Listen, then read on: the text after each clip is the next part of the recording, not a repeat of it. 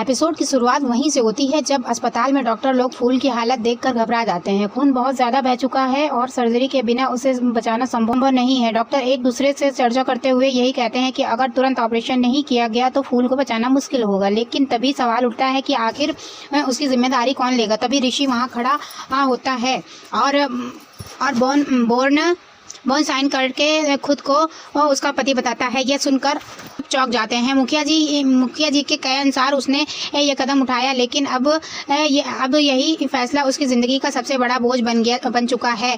Doctor ऋषि को लगातार समझाते हैं कि इमरजेंसी सर्जरी करनी ही पड़ेगी, वरना फूल की जान खतरे में पड़ जाएगी। दूसरी तरफ नर्स भी आकर दबाव बनाती है कि अभी तुरंत ऑपरेशन शुरू करना होगा, लेकिन घर के बाकी लोग इस फैसले से खुश नहीं होते।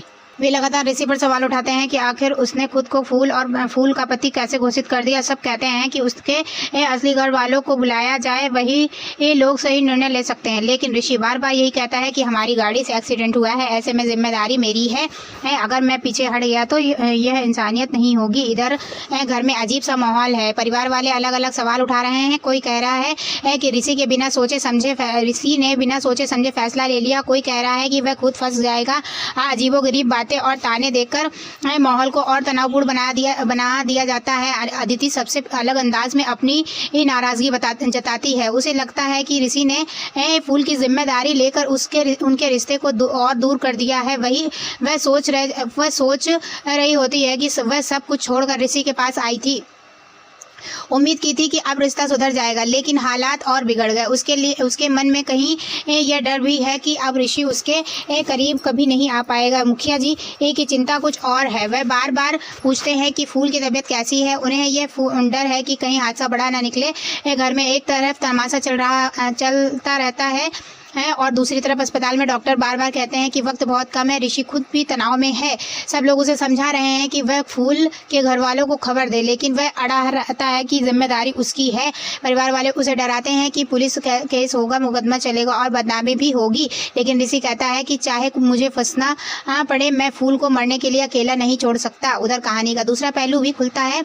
अनिरुद्ध और अर्शी के बीच तनाव बढ़ता है। अर्शी उसे बार बार ताने मारती है कि आखिर किस रिश्ते से वह फूल को बस स्टॉप तक छोड़ने गया था। उसे लगता है कि अनिरुद्ध अब भी फूल के लिए कुछ महसूस करता है और यही शक उनके रिश्ते को तोड़ रहा है। अर्शी गुस्से में पूछती है कि आखिर क्यों वह फूल का पीछा छोड़ना नहीं चाहता। अनिरुद्ध के पास इन सवालों का कोई जवाब नहीं होता। वह चुप रह जाता है क्योंकि जानता है कि अर्शी बात को और बड़ा मुद्दा बना देगी। अर्शी का गुस्सा यहीं खत्म नहीं होता। वह यहाँ तक कह देती है कि आज उनकी बेटी की हालत सिर्फ अनिरुद्ध की वजह से खराब हुई है। वह और आरोप लगाती है कि अगर उसने फूल के साथ दूरी बनाई रखी होती तो आज यह हालात नहीं बनते। इस बीच अर्शी का गुस्सा 25 साल पुरानी बातों तक जा पहुंचता है। वह पूछ बैठती है कि आखिर जनक और उसके बीच क्या हुआ था जब वह भागकर उसके पास आ गया था। इतने सालों तक उसने ये सवाल दबा कर रखा था, लेकिन आज उसकी झुलझुलाहट अब सब उगलवा देना चाहती है। अनिरुद्ध इन सवालों का कोई जवाब नहीं देता क्योंकि वह जानता है कि सच कहने पर घर और ज़्यादा टूट जाएगा। अस्पताल में हालात और बिगड़ जाते हैं। डॉक्टर साफ कह देते हैं कि अब और वक्त बर्बाद नहीं किया जा सकता। नर्स जोर डालती है कि अगर तुरंत इलाज शुरू नहीं किया तो फूल को बचाना असंभव हो जाएगा। ऋषि अकेले खड़ा इन सब बातों को सुनकर भीतर से टूटने लगता है।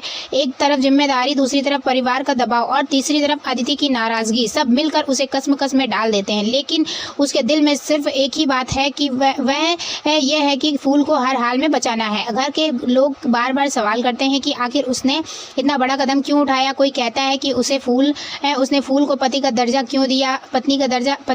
क्यों दिया। कोई कहता है कि पहले उसके घर वालों को खबर देनी चाहिए थी। लेकिन ऋषि बार बार यही कहता है कि अगर वह पीछे हट गया तो इंसानियत मर जाएगी। उसका मन उसे यह कहने की इजाज़त ही नहीं देता। उधर अर्शी और अनिरुद्ध के बीच का तनाव बढ़ता ही जाता है। अर्शी के शब्द जहरीले होते जाते हैं। वह कहती है कि पहले ही मैंने इस शादी के लिए मना किया था, लेकिन तुमने मेरी बात नहीं मानी। आज देख लो, हमारी बेटी की ज़िंदगी खतरे में है और जिम्मेदार सिर्फ तुम हो। अनिरुद्ध अंदर से अपराध बोध से भर जाता है, लेकिन कुछ कह नहीं पाता। उसकी चुप्पी ही अर्शी को और भड़काती है।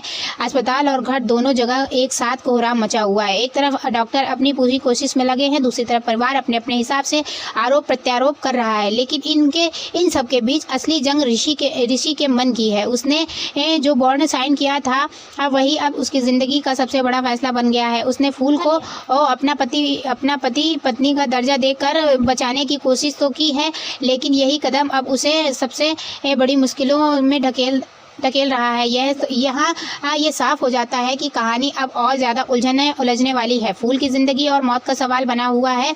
ऋषि का भविष्य दांव पर है, अदिति का रिश्ता खतरे में है और अनिरुद्ध अर्ची का अतीत आज के हालात को और कड़वा बना रही है। सबके दिलों में अलग अलग सवाल है लेकिन जवाब किसी के पास नहीं। अनुपस्थिति में भी जब सवाल उठते हैं तो उनका बोझ और ज़्यादा भारी हो जाता है। अर्ची का सवाल गूंज रहा था कि आखिर फूल को बस स्टॉप पर कैसे छोड़ आए थे। अनिरुद्ध ने मजबूरी में कहा कि वह रो पड़ा था। आंसुओं ने उसे कमज़ोर कर दिया था और उस दुख को वह बर्दाश्त नहीं कर पाया, इसलिए उसे छोड़ने चला गया। मगर इस जवाब से अर्ची का गुस्सा कम नहीं हुआ, उसके सवाल और बढ़ते गए। इसी बीच अस्पताल में माहौल और ज़्यादा तनावपूर्ण हो गया। फूल की हालत बिगड़ती जा रही थी और डॉक्टर लगातार यही कह रहे थे कि अर्जेंट सर्जरी करनी ज़रूरी है, वरना उसे बचाना मुश्किल होगा। परिवार वाले ऋषि पर दबाव डालने लगे।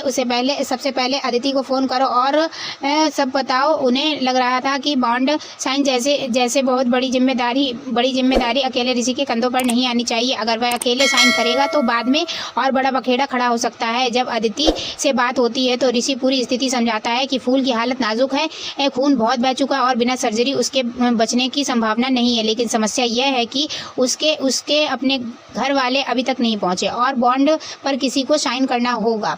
अदिति ये सुनते ही भड़क उठती है और उसकी आवाज़ गुस्से से भर जाती है। वह चिल्लाकर कहती है कि अब तो तुमने उसे गोद में उठाकर अस्पताल भी पहुंचा दिया, यही सुनना बाकी रह गया था। तुम सब कुछ अपने मन से कर रहे हो, जब चाहा अपने हिसाब से फैसला ले लिया और जब मुश्किल आई तो अब अदिति की याद आ गई।